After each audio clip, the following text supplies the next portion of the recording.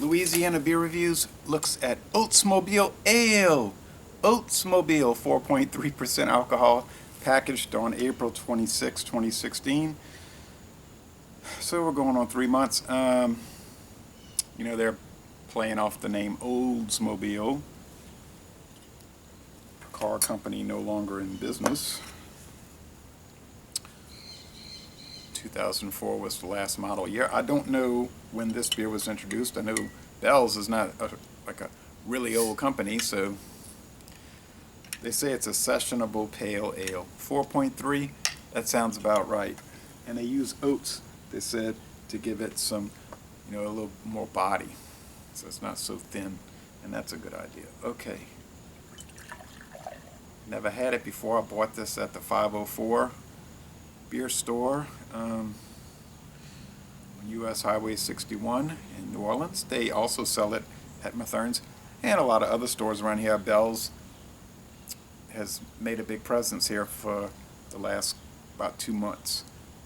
Now whether it stays prominent, I don't know, because Sweetwater did the same thing and then they faded, and Belgium, and they faded. Oh, they're still sold around here, but they're sort of stuck off in the corner, ignored more or less. The distributors don't really make a big thing with those two anymore. Right now they're really pushing Bell's, but you wonder how long that's going to last. Somebody asked me, or somebody was commenting, Bell's is really going down in quality. I said, I can't really speak to that because I've only encountered it for the last 2 months. So what it was like 20 years ago, 10 years ago, a year ago, I don't know. Okay, mostly I've been pleased with them. The lager was a little dull, and to me, not quite as good as, say, Coors Banquet. So they use a variety of Pacific Northwest hops, including Mosaic, Equinox, and Glacier. They don't list all the hops. They don't even list the malts. They don't tell you when the beer came out. They don't give the IBUs. Gets a very good score on Beer Advocate, B+. The bros say B+. Very good. On Rate Beer, it's 82 out of 100, 84 out of 100. So they're comparable. There are, I think, 6 video reviews that I was able to locate. Haven't watched them, but I put them on my watch later list. All right, let's check it out. Somebody was telling me in a comment, I like when you drank those Michigan beers. Now we got to get you some. You got to start wearing some Detroit Tigers gear. And I said, I did wear that. I made 2 videos this summer wearing Detroit Tigers gear, in fact. This LA Dodgers cap, Los Angeles Dodgers, this was an alternative cap they wore around 2003. They had these at the, when I went to the game out there in 2006, they had these there at the stadium. But I noticed they never wore them again after, I think, 2003. They just went back to the all blue and the white lettering. I guess, I thought it looked nice, but people probably thought it was going against tradition. It smells like a mild pale ale, okay? Some fruitiness. They were talking about that on their website. Mild fruit, like, I don't want to say what they're like. I don't know. Some kind of mild fruit. Lighter fruits. It's coming from the hops, I guess. A little earthiness, a little light brown, a little light white bread crust, which is kind of tan. When you look at it, the appearance is tan. The head is off-white, bone colored.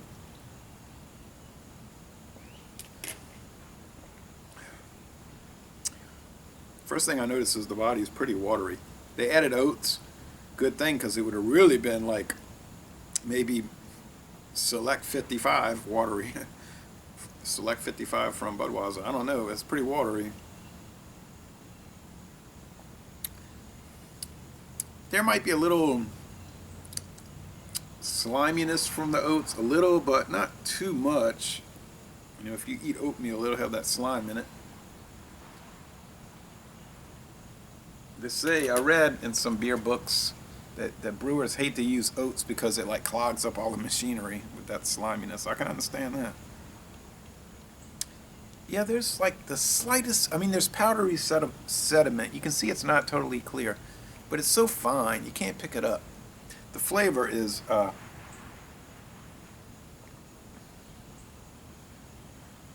little fruity hoppiness, a little white bread from the malts. Bitterness is, I'm thinking the IBU must be around 28. That number is coming in my head. The finish is pretty crisp. It's very drinkable. It's kind of dull though, like the it might even have less. I think it has less flavor than the lager, the lager of the lake. So I thought that had some nice. And you can look at the video what I described or read my written reviews. This one, there's flavor, but they're all watered down. It's like you took a flavorful beer and you added water to it.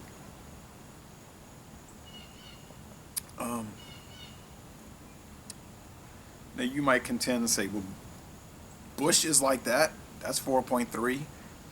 And Rolling Rock is like that. That's 4.4. Yeah, but those are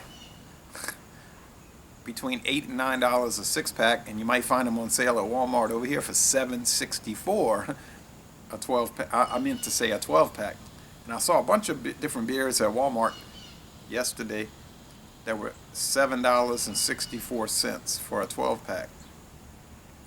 I can assure you this is way more than that for a 12-pack, and I don't see any value in it. I mean, it tastes okay.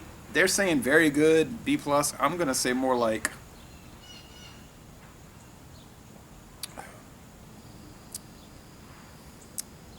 that wateriness is detracting. I have to say B. It's a B. It's good, I guess. You know, it's good, but I don't know. I would rather have Rolling Rock. Now I know that sounds like you say that's a sin. You shouldn't say that. That's stupid. Your videos are idiotic. That may be, but that is the way I'm looking at it, and that's what I think about it. So it's my opinion.